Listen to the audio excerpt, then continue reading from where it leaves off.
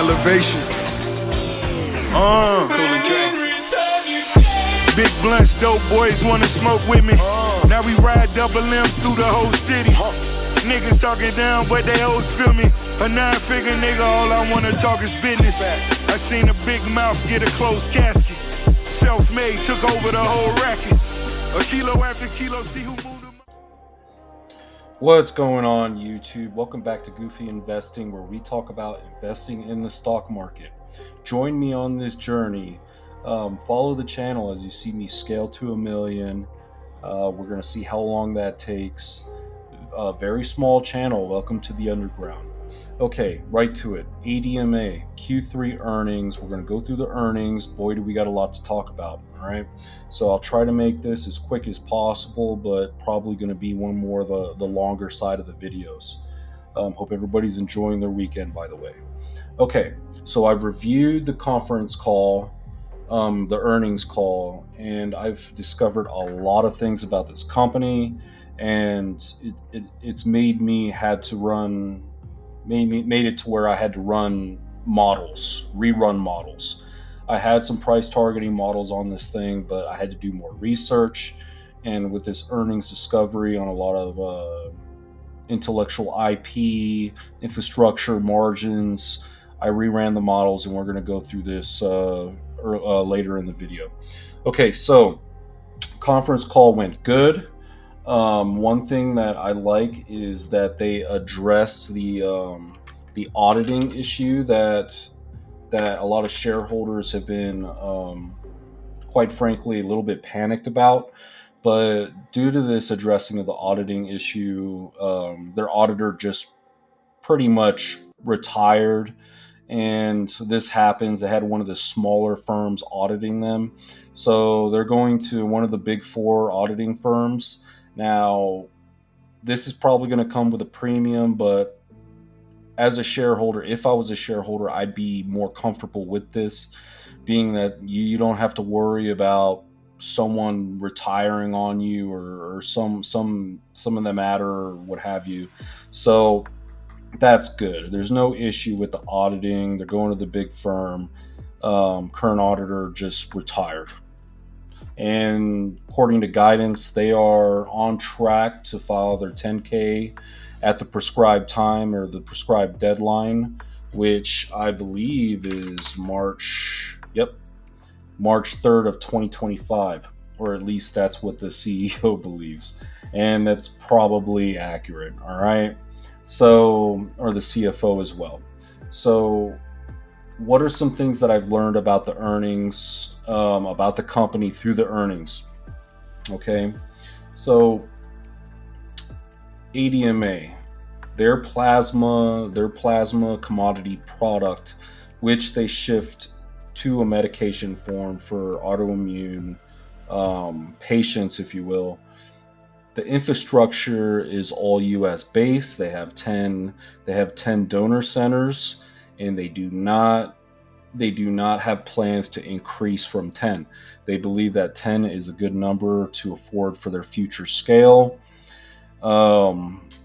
They have patent designs that they have patents that protect them, and designs that protect them on a scientific level, to where competitors and these donor centers don't know the results, and they get to set prices on the commodity of the plasma and the value of that plasma without people asking any questions, and they don't have to answer any questions due to their patents. I assess this as a moat, all right, within the company that I did not know before. So that's one thing that I've learned from the earnings, all right, and through other research. Now, here's another moat that I assess that the company has. All their manufacturing, sourcing of materials, everything is U.S. based. So with the political and geopolitical scape, they have a moat right there. So that means that investors don't have to worry about geopolitical wars and all this different types of crap that you have to worry about with other investments. Believe me, I know. I have a lot of stocks that have international growth exposure. You don't have to worry about worry about that with this company, and that's pretty appealing. All right, so I'm going to give them a moat for that. Second, they have upcoming tailwinds with corporate tax rates being cut by the Republicans, because the Republicans are pretty much, they took over the presidency, Senate, all that good stuff. So I'm expecting corporate tax rates to be slashed. I think fit to 15%, 12%, if you will. Don't quote me on it, but definitely going to be a dramatic slash in corporate tax rates for these type of companies that apply and how do you say, qualify for that. And this is one of those companies that qualifies for that corporate tax cut. All right, so net income is going to be even better. All right. Here's another thing. Let's look at their guidance. Me personally, I would like them to move more towards a PowerPoint presentation model for each quarterly earnings. But typically with a lot of these smaller cap companies, they don't do that. They usually just do a press release on their earnings on their website. So whatever, water under the bridge. Some to look forward to, hopefully in the future. Maybe they'll do a PowerPoint presentation. But anyway, let's look at actual upwardly revised guidance for the year. So I'm looking at 2025 revenues. Okay, let me pull out my handy dandy calculator. They're expecting revenues of 465 million. 465 million. But they're also expecting GAAP net income to come in at 165. So this gets the cat out of the bag for my pricing model on their net income targets. So if we do the math, we're looking at a 35% net income margin. All right, we'll look at ADMA, their profitability. Right now, their net income is at 17.8%. So we're going to see net income expansion. We're going to see margin expansion. And another thing I picked up off the earnings call, gross profit came in at 50%-ish. They had some one-time expenses due to some higher cost of material orders of plasma, if you will. If it weren't for that, their gross profit margin would have been 55%. So I'm anticipating gross profit margin to expand 500 basis points. That's a fancy way for saying 5%, but that is pretty good. All right. So with net income expansion, gross profit expansion, and more insights on revenue outlooks, I got the pricing target models. But before we do, upcoming milestones, they have as a bonus, they have this enhanced biologics production yield, which increases production by 25%. I don't know how the sausage is made in the factory when it comes to these pharmaceutical companies and how they do it. Maybe it has to do with temperatures and freezers or whatever. Okay, I don't know. But if they get this approved by FDA and they get this actual IP up and running, it's going to increase production yield up to 25%. All right. So I've calculated that into a bull target in the actual pricing quant, if you will. All right. Plasma market, North America, and we're talking about just North America because that is the intricate scope of what this company operates in. They're exclusive to North America. And then also another moat that I assess is they have over 30 congressmen, senators, politicians that are on a special board that looks after the advocacy of plasma. What does that mean? That means that these senators probably own shares in these companies and stuff. So that's another moat that I'm going to actually award, because political power to protect the company is a plus. Okay. See, a lot of these companies get crushed by political movements and so forth, but that's another addition to it. All right, and we'll talk about what is the intangible valuation that I award this moat to a multiple of this company and what it's trading at. We're going to talk about that. Runway to $1 billion. There's $1 billion runway that's recognized by management. Whether they hit that in 27, 28, 29, it's to be unseen or is to be seen. But that actually gives me a bullish mentality or sentiment, if you will, because that's a little over tripling the revenue right there. Okay, so if you have a tripling of a revenue runway within 5 years, that's pretty good. And especially if it's a profitable company, which they are, we'll look at their actual financials. Their net incomes are now exploding, and they're doing a good job. They're doing it. All right, free cash flows are now positive. All right, they've been positive since the last quarter, but it looks like I'm anticipating profitability on free cash flows moving forward. Although management hasn't guided that, that is something that I'm going to be looking for.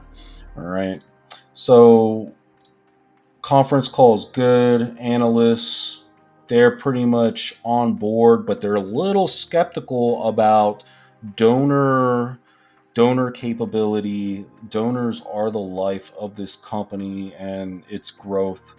Without the donors donating plasma in these actual donor centers, going to be problems if there's a slowdown in donors. Okay, now they do have trade secrets in how they retain donors, how they value donors, how they get new donors, etc.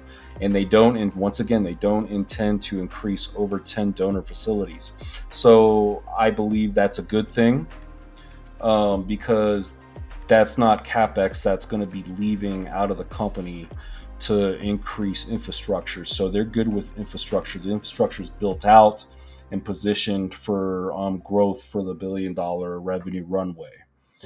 After they get to $1 billion in revenue in several years, maybe their sentiment towards that changes, but that's a worry out years from now. Okay, and I believe that shareholders, once I get through with my quant and showing you all, I don't think shareholders will care that much if they're, taking a little hit on capex to increase more donor centers to increase further growth and expansion. All right, so when I look at the market in North America, the TAM in North America for the actual plasma market is running about 18, 19 billion right now. So this is projected to grow all the way out. I'm guessing maybe 30 billion out to 2032. That's enough TAM for this company to run with their end to support their runway of growth. So it is a growing commodity in a market. Okay, so that's good there. That checks that block. I look at leadership. When I'm looking at one of these younger growth companies, I look at the leadership and I ask myself, how much life, and this might sound a little morbid, okay? I don't mean to, but it's part of investing and stuff you have to look forward to. I look at the age of the management, okay? If they're a young, growing company, I want their management to be young and growing with the company for retainability purposes and stability purposes. To me, I did the research. Mr. Adam Grossman's in his 40s, so I think he can do another 10 years, 20 if depending on how he's doing with his health and so forth. And Brad, they all look young, all right? They all look relatively young. Typically with your older, more mature companies that pay dividends and do buybacks and are more blue chips now and established, a lot of the management teams are going to be older executives with way more experience, that their days of growth are kind of behind them, all right? And they're more interested in capital, as far as return of capital via dividends and realized capital. All right, so that's something to consider. All right, hopefully you all are learning something, all right, on stuff that I look for as an investor. All right, let's start going to targeting, okay? So base case, all right, base case, I got them, 2024, it looks like they're going to do 64%. And I think they're going to hit that because they said they're going to do more than 415 million in revenue. So I just kept it 415 just as a margin of safety and called it a day of 64 to work off of.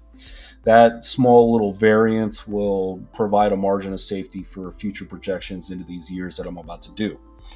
2025, they said they're going to do 465. So these 2 years, we're looking right on the money for management guidance. Now, if you look at consensus estimates, however, Wall Street's got them doing well over management's guidance. So what this does is this puts pressure on earnings. So if they come in less with the revenue, we can be seeing a miss. I think maybe they beat it, who knows? Let's look at the actual track record. All right. It looks like they have been beating so far. They have beat revenue consistently. For the eye can see, all the way down to 2020, but everybody missed in 2020, if you recall. All right. So we're looking good there. They got a good track history of beating consensus estimates. I do not like when analysts overshoot off the top of management guidance and create the expectation above management guidance, because it starts putting pressure on expectations on the equity. All right. So that's something to consider. EPS is looking to expand. Now, when consensus estimates on EPS kick in through Wall Street analysts, a lot of the time they're not calculating dilution or buybacks on these actual EPS estimates most of the time. All right. When I'm doing my calculations on my quant, I actually put that into my calculations. All right. So something to consider. All right. So going back to it, 11%. So I'm going right off management guidance. So when I'm positioning into an equity, let's say that I was going to buy ADMA, and from the looks of it, it might be a possibility. I won't lie. Now, if I'm building the position, I'm going off next year's forward projections for when the actual performance of my expectations of the company begin, and not that actual year. All right. So if I spend 2025 building this position, my expectations are going to hit in 2026 personally as an investor. All right. So that's just how I do it. All right. So with their dilution rate, so year one, they dilute. I went back 5 years because I'm doing a 5-year out projection. 2020, we're looked at 40% dilution that they did on shares outstanding. 2021, they did 38%. 2022, they did 30%. 2023, they did 12%. In 2024, they did 6% so far. With the profitability, expansion in margin, decent balance sheet, management also did give guidance on the earnings call that their balance sheet will strengthen through projected free cash flows. That's another way of saying they're going to put cash on the balance sheet, right? Nothing mentioned about continual debt reduction, but if they're strengthening the balance sheet and this company is growing, it will start dwarfing the actual debt itself, all right? And it'll be less and less of an issue, all right, due to equity to shareholders and so forth, all right? So I pretty much, for the rest of these years, on my base case, I'm going off consensus estimates pretty much. I've not altered it from. Now, I think that they're gonna beat the base case, to tell you the truth. On a margin of safety, I consider 30%, even though next year they're probably going to be hitting 35% net income margin. Let's say that additional pressures happen in the business model that aren't anticipated. I'm just going to call it 30% as a margin of safety. And then also a 35% if they maintain that 35% net income margin. I'm going to give them their $1 billion by 2029, according to consensus estimates, which is a little bit lower, but I made it a rounding error, I'll admit. all right, for some simple purposes. So they do $1 billion in 2029. All right, here's my actual quant. If they dilute 20%, that's another margin of safety that I've incorporated. They're doing $1.06 of EPS. Here are your price targets, and then so forth for 35% net income. All right, stock's trading at a little about $19 right now. So just on the base case alone, we're looking at a probable easy double. I think this is going to be an easy double. Most likely, we're going to end up with a triple. Okay, bull case. All right, this is the fun stuff. All right, let's say in the back half of 2025, we get, we get their enhanced biologics 80 FDA approval to enhance 25%. Okay, and let's say in the back half that kicks in, we're going to go from 11% to 15%, and then dramatic expansion of scale in that 25%, along with additional revenue growth. I'm giving them 30% revenue growth in 2026. Management is very confident about 2026, and then 30% thereon after, where we get revenues of 1.363 billion. Maintaining 35% net income margin and no dilution because they're profitable and have free cash flows, which I think is definitely a possibility. They do $1.95 of EPS. Here are multiples assigned of 50, 55, 60, and so forth. Now, these multiples take under consideration this milestone of advanced preclinicals of a new drug that enhances further revenue growth of 25% plus going forward after 2029 on their forward guidance. Okay, so that's something to consider on this actual bull case. All right, as long as they're continuing to grow above 25%, we're looking good there, as far as maintaining these high multiples. All right, so with the high multiples and good performance and everything, all the stars aligned with this company, we can be looking at, 5x territory, 6x territory type stuff in 5 years. All right, I think it's possible. I think they are a winner when it comes to being a pharmaceutical company. Their management team is on fire. They're really competent. They know what they're doing. And quite frankly, other pharmaceutical management teams don't even compare to this management team, if you ask me. Now let's talk about what I think the stock is worth right now. Okay, all right. So right now their market cap is $4.5 billion. With their actual vertical integration, tailwinds, runway, their logistical, their medical logistical chain, intellectual property, patents, great leadership, political protection, all these moats considered, I think that alone is worth $2 billion. Okay, so we do the math, and I've done the math here. So that would put them at like 6.5 billion or PE of. I think they should command it. I'm just trying to say that I think they should command a forward PE of 60 right now. All right, that's me. That's what I believe. We'll do the math. 37.15 divided by 60. All right. That's one. So this stock is trading at a 38% discount. All right, from current valuation. Let me see here. Times 38 plus 1904.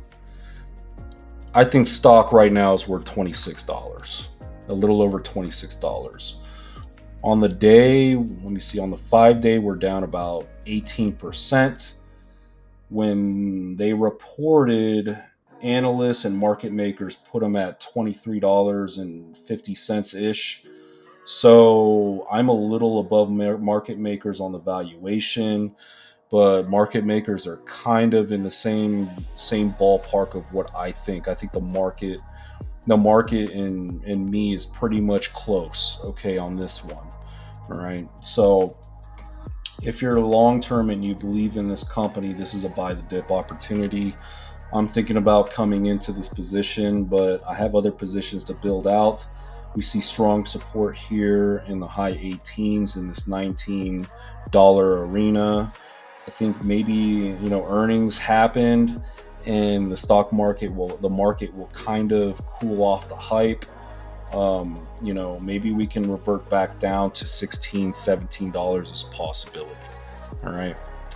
If you want to learn how to do advanced quant targeting, okay, if you want to learn how to do the advanced stuff, all right, consider checking my Patreon out. All right. I have consider checking out the Patreon. You're only getting a little taste of what I'm doing on YouTube. All right. And I did advanced targeting on this particular company. So Patreon members already know the deal. All right. Check that out. I encourage you, $5 a month. You get the knowledge, you get spreadsheets. I mean, even spreadsheets included with the instructionals. How do I come up with the quant, the thesis, how the numbers, make sense with the narrative. And this is how you're going to beat Wall Street. All the analysts at Goldman Sachs, JP Morgan, they are bound by institutional rules. They are not purist investors like us, okay? We can learn how to do this and you'll smash them, all right? Because you're going to be able to maneuver better than they are, because on their buy side analysts, they have to obey the rules, but we are not. We as retail investors are not bound by those rules. All right? So if you're getting value out of this channel, like and subscribe. If you're an ADMA shareholder, consider subscribing and hitting the bell notification, because I will be covering this stock with years going forward. With that being said, thank you all and have a good day.